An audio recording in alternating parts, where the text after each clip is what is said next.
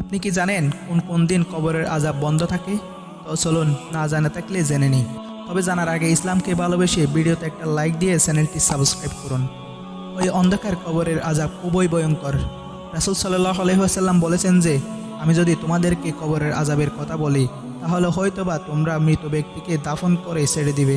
আমি যদি আল্লাহ সুবহানাহু ওয়া তাআলার কাছে দোয়া করতাম, তাহলে আল্লাহ সুবহানাহু ওয়া তাআলা তোমাদেরকে কবরের আযাব শুনিয়ে দিতেন। তোমরা যদি কবরের আযাবের চিৎকার শোনো, তাহলে হয়তোবা মৃত ব্যক্তিকে দাফন করাই ছেড়ে দিবে।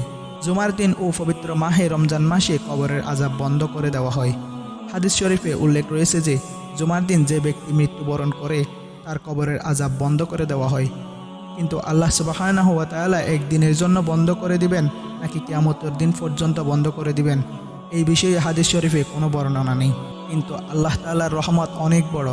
সবাই কমেন্ট বক্সে লিখুন সুবহানাল্লাহ।